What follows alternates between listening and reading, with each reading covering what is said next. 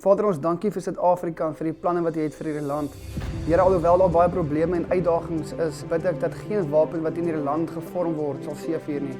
Here, ek weet dat ons oplossing sal nie kom van 'n politieke party, 'n politieke leier of 'n spesifieke persoon nie, maar Here, dat die oplossing slegs sal kom van U. En Here, daarom roep ek U naam aan in hierdie dag van benoudheid en ek vra U, Here, dat U 'n ommeswaai in hierdie land sal bring. Hierdie land behoort aan U, Here, dis U land hierdie, want hierdie land is aan U toegewy.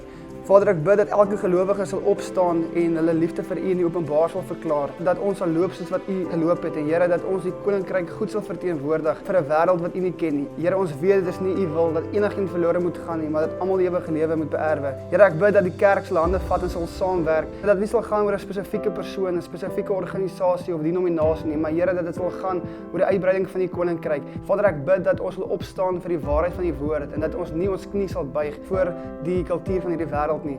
Ek bid dat U in hierdie seisoen lewens sal herstel, families sal restoreer en dat U 'n nuwe begin sal bring vir ons land. Ek bid dat dit wat geprofeteer is oor Suid-Afrika tot vervulling sal kom. Here, U het gesê dat daar herlewing sal uitbars in die suidepunt van Suid-Afrika. Here, dit sal uitsprei na Afrika en na die res van die wêreld. Vader, U het gesê dit is U woord, U het gespreek deur die profete en daarom wil ek dit nederig tot vervulling roep. Ek bid dat U sal beweeg van Limpopo tot en met die Suid-Kaap, van die Noord-Kaap tot Natal. Here, dat U Gees sal beweeg in hierdie land, dat Suid-Afrika bekend sal staan, Here, vir 'n beweging van God wat hierdie wêreld nog nooit gesien het nie. Ek dank U, Here, dat hierdie land bekend sal staan as 'n oasis van U teenwoordigheid.